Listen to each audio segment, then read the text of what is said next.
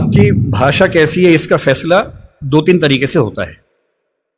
पहला यह कि आपका सिंटैक्स यानी भाषा में जो व्याकरण के नियम हैं, वाक्य बनाना, समझना, जटिल वाक्य बनाना, उन सब में आप सहज हैं या नहीं, ये पहला सवाल है। और दूसरा ये कि उसमें जितने नए नए शब्द आते हैं वो आपको समझ में आते हैं नहीं आते हैं।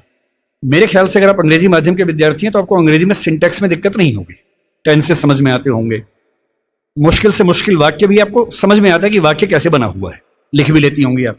मेरे अनुमान से आपकी दिक्कत ज्यादा इसलिए है कि शब्द इतने सारे नए अचानक आ रहे होंगे कि उन सबको समझ पाना मुश्किल होता होगा। तो मेरा अनुमान यह कि ये समस्या तो एक उर्वर भूमि है, अपनी भाषा को अच्छा करने का एक तरीका है। और पहले के लोग बोलते थे कि रोज 5 नए शब्द सीखो, वो एक आउटडेटेड कंसेप्ट है।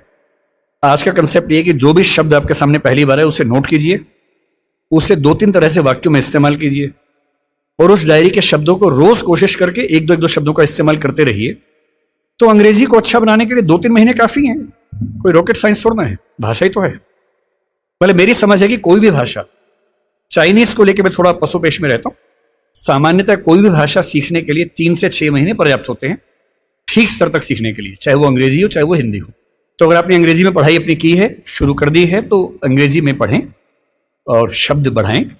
और वैसे अगर आपके टीचर क्लास के बाद अलग से उसी बात को थोड़ा हिंदी में भी समझा दें तो शायद ज़्यादा अच्छे समझ में आएगा। और मैं अंग्रेजी माध्यम के बच्चों को देखता हूँ, वो कहने को इंग्लिश मीडियम के, पर जब हिंदी में समझाओ तो ज़्यादा समझते हैं। तो टेक्निकल वर्ड्स अंग्रेजी के, बाकी हिंदी में। अगर टीचर ना भी समझाए, मुझे नहीं पता यहाँ का तरीका क्या है, 3-4 दोस्तों का ग्रुप बना लीजिए कि क्लास में जो समझा इंग्लिश में, चलो हिंदी में डिस्कस करते हैं। तकनीकी शब्द इंग्लिश के रखिए, उसमें भाषा हिंदी रखिए, तो समझ में आएगा ठीक से। जी सर, धन्यवाद सर। जी सर, मेरा नाम समीक्षा मिश्रा है और मैं हिंदी विभाग की द्वितीय वर्षीय छात्रा हूँ। सर, पहले तो आपके वक्तव्य के लिए बहुत बहुत धन्यवाद। इससे पहले मैंने आपको हंसराज महाविद्यालय में सुना, मुझे वहाँ सुन के भी बहुत अच्छा लगा, पर आज अपने महाविद्यालय में इतने पास से आपको सुनकर बहुत ज़्यादा अच्छा लग रहा है। सर, मैं आपसे बहुत प्रभावित हूँ और इतनी उम्र में भी आकर आपके जो मुखमंडल पर तेज हमेशा रहता है, उसके लिए भी बहुत ज़्यादा प्रभावित हूँ। आपको क्या लगता है कि मैं 80 साल का हूँ, 90 साल का हूँ? सर, मैं आपके यहाँ आने से पहले मैंने आपकी उम्र गूगल पे सर्च की थी, 49 बताया। सर, एडवांस में जन्मदिन की शुभकामनाएं। सर, प्रश्न पे आती हूँ। सर, आपने कहा कि हिंदी ताकतवर है लेकिन उसे उसका एहसास दिलाने वाला कोई नहीं है, और हिंदी समझदार है लेकिन उसे बताने वाला कोई नहीं है। आज भी हम देखते हैं, जैसे आपने भाषाओं के शब्दों को लेकर झगड़े पर बात की, भाषाओं जो आज झगड़े होते हैं। सर, आज एक ऐसा ही झगड़ा उठा है, थोड़ा राजनीतिक पक्ष है, लेकिन मैं जानना चाहूंगी आपके विचार कि आज भारत है और इंडिया शब्द है, इसको लेकर बड़ा विवाद छिड़ रहा है, और जो मीडिया है वो इस पर बड़ा मिर्च मसाला लगा के बताती है कि सरकार से पूछती है कि ये जनता जानना चाहती है, बल्कि जनता दोनों नामों में सुखी है। तो इस पर आपके क्या विचार हैं? क्या हमें उस इंडिया शब्द को अपना लेना चाहिए या दोनों ही हमारे लिए बेहतर है? देखिए, मैं फिर कहूंगा कि मुद्दों को ना अलग करके समझना पड़ेगा। पहली बात, ये विवाद इस समय क्यों उठा, इसके पीछे राजनीतिक कारण है, आपको भी पता है, मुझे भी पता है। मेरी अपनी समझ ये है कि 2 तरह से मुद्दे को देखने। पहली बात, ये उठा क्यों, और दूसरी बात, सही क्या है, गलत क्या है। ये उठा क्यों, इसके पीछे राजनीतिक पृष्ठभूमि पूरा देश जानता है, आप भी जानती है, मैं भी जानता हूं। पर कोई मुद्दा राजनीतिक वजह से उठा इसलिए मुद्दा ही गलत है, ऐसा नहीं होता है। राजनीति कई बार गलत काम करती है, कई बार सही काम कर देती है, और जनता के दबाव में अगर सही काम हो ही जाए, राजनीतिक वजह से ही हो, तो भी क्या बुरा है। अब आते हैं इस सवाल पर कि भारत और इंडिया में से क्या सही है। संविधान सभा में इस पर खूब बहस हुई थी। यह हमारे संविधान का अनुच्छेद 1 है और उसमें लिखा हुआ है, India that is Bharat shall be A union of states. बड़ी इंटरेस्टिंग बात है कि उस समय डिबेट थी कि भारत का नाम भारत रखें या इंडिया रखें। कुछ लोगों ने आर्यव्रत भी कहा, आर्यव्रत कहा, कुछ ने हिंदुस्तान कहा, सब नाम चले। अंत में सहमति बनी कि नहीं, भारत और इंडिया ही ठीक है। नेहरू जी ने खुल के तो नहीं, पर नेहरू जी के पर्सपेक्टिव से जो बात वहां पर ज्यादा आई वो ये थी कि हमारे संविधान के बनने की प्रक्रिया में जो बहुत सारे एक्ट थे जो अंग्रेजों ने बनाए थे, जैसे इंडिया इंडिपेंडेंस एक्ट 1947 का है, 1935 का एक्ट था, उन सब में इंडिया का इस्तेमाल था। उस समय के भारत की तरफ से जो समझौते अंतर्राष्ट्रीय थे उन सब में इंडिया नाम था। पश्चिम की दुनिया हमें इंडिया के नाम से जानती थी, अमेरिका हो, फ्रांस हो, कोई भी हो, सब इंडिया जानते थे।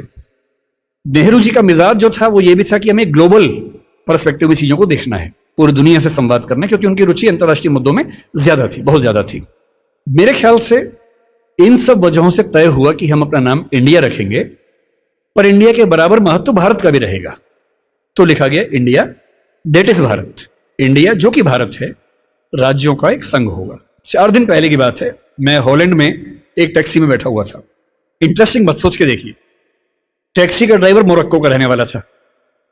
उसको जैसे ही पता लगा मैं भारत से हूं, उसने मुझसे यही सवाल पूछा। उसने कहा कि यू आर फ्रॉम इंडिया? मैंने कहा yes. We are listing to a debate India और भारत, डू यू थिंक? मैं बड़ा चकित कि ये मोरक्को का आदमी हॉलैंड में रहता है, इसके मन में ये सवाल आ रहा है। तो मैंने कहा कि ये तो राजनीतिक कारणों से हुआ है, लेकिन बात अपने आप में सही है। मैंने कहा जैसे बॉम्बे मुंबई हुआ, मुझे खुशी हुई, क्योंकि मुंबई की आबादी के लिए मुंबई में जो मजा है वो बॉम्बे में नहीं है। बॉम्बे तो अंग्रेजों ने नाम दिया था। कोलकाता को कैलकाटा अंग्रेजों ने किया, तो बंगाल के लोगों ने कोलकाता कर दिया उसको। दिल्ली को दिल्ली के लोगों ने दिल्ली कर दिया, दिल्ली ही बना के रखा हुआ है, DILLI, ये होना चाहिए। काहे कि दिल्ली भाई, हम क्यों दिल्ली बोलेंगे दिल्ली को? ये सारे तर्क अगर सही हैं, अगर बर्मा का नाम म्यांमार होना सही है, क्योंकि उनकी जनता की आवाज तो म्यांमार में है, बर्मा में नहीं है। श्रीलंका और सीलोन की डिबेट में वो अपने आप को सीलोन ना मानना चाहे, श्रीलंका मानना चाहें, क्योंकि उनकी भाषा श्रीलंका बोलती है। तो मेरे मन में सवाल बड़ा साफ आता है कि भारत इंडिया क्यों होना चाहिए। मैं फिर स्पष्ट कर दूं, मैं सरकार के पक्ष में नहीं बोल रहा हूं, मुझे उनसे रत्ती भर मतलब नहीं। मैं एक विचार की बात कर रहा हूं। और मैं जब संविधान पढ़ाया करता था, अनुच्छेद 1 पढ़ाते हुए मैं हमेशा बोलता था कि मुझे चुभन होती है ये पढ़ते हुए कि इंडिया दैट इज भारत। दोनों ही लिखने थे तो भारत दैट इज इंडिया कर देते। अगर दोनों ही लिखने थे, ठीक है, दोनों रखें, क्या दिक्कत है। इंटरेस्टिंग बात इसके बाद है, मोरक्को के उस ड्राइवर ने उसके बाद पता है क्या कहा?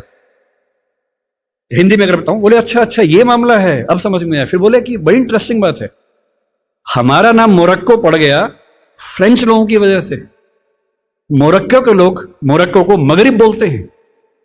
और जब मैं सऊदी अरबिया गया, सऊदी अरब के लोगों ने मुझसे पूछा कहां से आए हो? मैंने कहा मोरक्को। उन्होंने इस भाव से देखा कि मैं पागल हूं। बोले नहीं, मगरिब से आए हो। अगर मगरिब की आबादी खुद को मगरिब कह के खुश है, तो उसे फ्रेंच लोगों की वजह से मोरक्को क्यों कहा जाए? इंडिया शब्द वेस्ट ने दिया और बुरे भाव से दिया। उनकी नजर में इंडियन होने का मतलब है बहुत पिछड़ा हुआ होना, रेड इंडियंस, वेस्ट इंडियंस। तो आज ये क्यों हुआ? मैं समझता हूं कि राजनीतिक निहितार्थ है और उस राजनीति में मेरी रुचि जरा सी भी नहीं है, लेकिन ये आज हो या कभी भी हो, मैं इस पक्ष में हूं कि देश का नाम देश की भाषा में होना चाहिए और देश की भाषा भारत के पक्ष में है। आप इंडिया भी रख लीजिए, इंडिया दैट इज भारत के बदले भारत दैट इज इंडिया मेरी पहली पसंद होगी। मुझे इंडिया